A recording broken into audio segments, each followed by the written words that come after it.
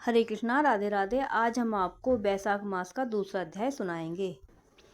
नारद जी बोले, हे राजन, बैसाख के समान कोई महीना नहीं है, समयुग के समान दूसरा युग नहीं, वेद के समान शास्त्र नहीं, और गंगा जी जैसा कोई तीर्थ नहीं, जल दान के समान दूसरा दान नहीं, और भार्य के समान दूसरा सुख नहीं, खेती जैसा कोई धन नहीं, और जीवन के समान कोई लाभ नहीं, उपवास जैसा दूसरा तप नहीं, दान जैसा सुख और दया के समान दूसरा धर्म तथा नेत्रों के समान कोई ज्योति नहीं है, भोजन के समान कोई तृप्ति, खेती के समान कोई व्यापार, धर्म के समान कोई हितकारी मित्र नहीं, और सत्य के समान कोई यश नहीं है, आरोग्य समान कोई हर्ष, केशव के समान कोई रक्षक, माधव के तुल्य संसार में कोई पवित्र नहीं है। ऐसा परमोत्तम बैसाख मास शेषशाही भगवान को सदा प्यारा है। भगवान के प्यारे इस महीने को जो लोग बिना व्रत के व्यतीत किए रहते हैं, वह धर्महीन होकर शीघ्र ही पशु योनि पाते हैं। उनका कुआं बावड़ी बनवाना, बगीचा लगवाना आदि सभी धर्म व्यर्था हैं, उनका कुछ फल नहीं होता। जो मनुष्य बैसाख मास में नियम पूर्वक भोजन आदि करते हैं, वे विष्णु भगवान की सायुज्य से मुक्ति को अवश्य प्राप्त होते हैं, इसमें संदेह नहीं है। संसार में अनेक प्रकार के दान और व्रत हैं, परंतु उनके करने से शरीर को अत्यंत परिश्रम होता है।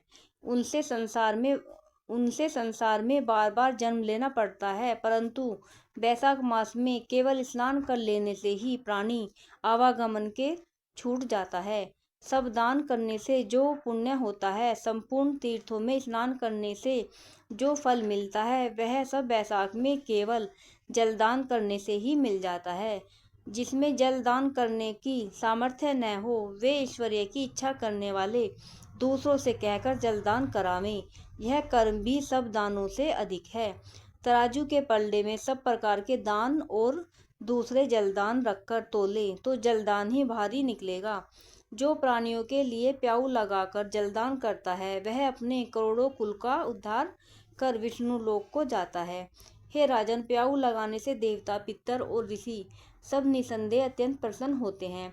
जो प्याऊ लगा थके हुए यात्रियों को संतुष्ट करता है, उससे ब्रह्मा, विष्णु और शिव सब देवता प्रसन्न होते हैं।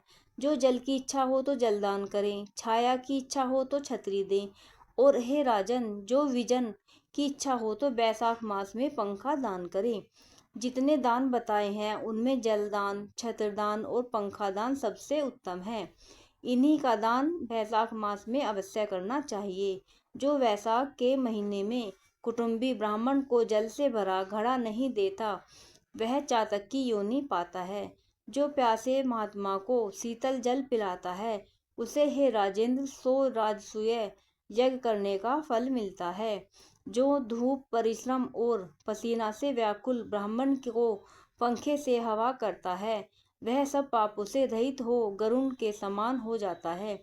जो मनुष्य बैसाख में ब्राह्मण को पंखा नहीं देता, वह अनेक प्रकार के वात रोगों से पीड़ित हो नरक को भोगता है।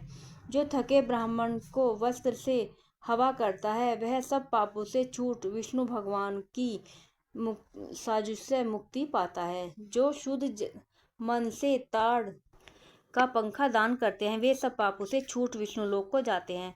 तुरंत श्रम दूर करने वाले पंखे का दान नहीं करने वाले अनेक प्रकार की यातनाएं भोगकर संसार में पापी होते हैं। हे राजेंद्र, आध्यात्मिक दुख की शांति के निमित्त बैसाख मास में छतरी दान करना चाहिए।